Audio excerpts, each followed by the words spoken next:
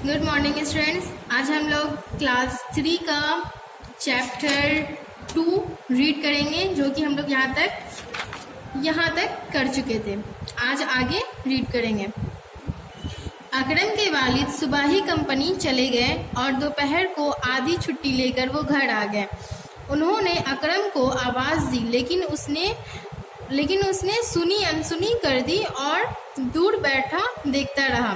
क्या कह रहा है कि अकरम के वालिद सुबह ही अपने ऑफिस चले गए और दोपहर को आधी छुट्टी लेकर वो घर आ गए। उन्होंने अकरम को आवाज़ दी, लेकिन अकरम ने उनकी आवाज़ को अनसुना कर दिया और दूर बैठा देखता रहा। उन्होंने कहा,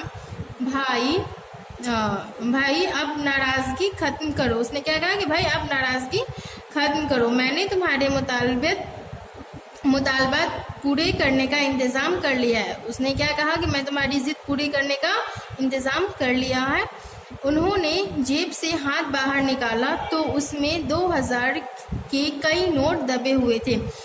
उन्होंने जब हाथ बाहर निकाला तो उसमें 2000 के कई नोट दबे हुए थे। नोट देखते ही अकरम खुश हो गया। वो दौड़कर अब्बू के पास आया। उसकी अम्मी भी मुस्कुराती हुई आई। उन्होंने 10,000 रुपये उनके हवाले किए और कहा, जाओ ईद के लिए तुम दोनों जो चीज़ें खरीदनी हैं खरीद लो।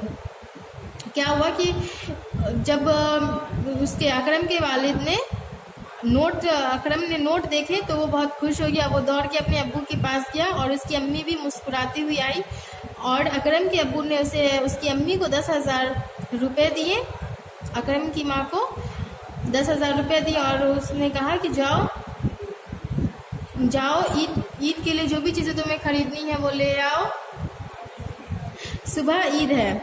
अकरम ने नोट झपट लिए और अब्बू के गले लग गया। उसने क्या किया कि सारे नोट को झपट लिए और अपने अब्बू के गले लग गया। उनकी बेगम कहने लगी, आप भी हमारे साथ बाज़ार चलिए। उनकी बेगम क्या कही कि आप भी हमारे साथ बाज़ार चलिए। तो उन्होंने कहा, बस तुम ही चली जाओ, मेरे लिए एक टोपी और एक रुमाल खरीद लेना। उन्होंने क्या कहा कि बस तुम चली जाओ और मेरे लिए एक टोपी और एक रुमाल खरीद लेना। अकरम के वालिद ने कहा, मैं एक बहुत ज़रूरी काम से जा रहा हूँ, हो सकता है आधी रात के बाद या सुबह के वक्त आऊँ, लेकिन तुम घबराना नहीं। अकरम के वालिद ने क्या कहा कि मैं बहुत ज़रूरी काम से बाहर जा रहा हूँ, हो सकता है कि आधी रात या फिर सुबह के वक्त आऊँ, लेकिन तुम घबराना नहीं। जाओ खुशी से ईद मनाओ और मज़े करो। और कहा कि जाओ खुशी ईद मनाओ और मज़े करो। ये कहकर वो दूसरे कमरे में चले गए और कुछ देर बाद बाहर चले गए। ये कहकर वो अपने कमरे में चले गए और थोड़ी देर बाद वो बाहर चले गए। शाम को अकरम और उसकी अम्मी बाज़ार गए। दोनों ने जी भर के खरीदारी की। अपनी पसंद के सूट, उम्दा घड़ी, टाई, चश्मा, खिलौना, कार्ड, बेल्ट, जूते और सैंडल सब चीज़ें खरीद ली। रात को 1 बजे वो दोनों घर वापस आए, मगर अकरम के अब्बू नहीं आए।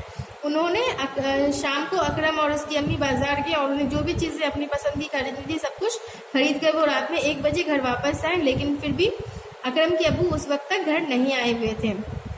फिर सुबह हो गई, तब भी नहीं आए। अकरम नमाज के लिए तैयार होकर बैठ गया और अब्बू आइए तो ईद नमाज अदा करने जाए। वो सुबह में नहाकर तैयार हो गया और अब्बू के आने का इंतज़ार करने लगा कि अब्बू आएंगे तो साथ में नमाज अदा करने जाएंगे। जब ईद की सुबह तक वो घर नहीं लौटे तो उनकी बेगम को फिक्र हुई। जब ईद की सुबह तक घर नहीं लौटे तो उनकी बेगम को उनकी फिक्र हुई। साथ ही अकरम भी बेचैन हो गया और अब्बू की रट लगाने लगा। साथ में अकरम भी परेशान हो गया और अब्बू की रट लगाने लगा। अकरम चाहे कितना भी ज़िद्दी हो, लेकिन अपने अब्बू से बहुत मोहब्बत करता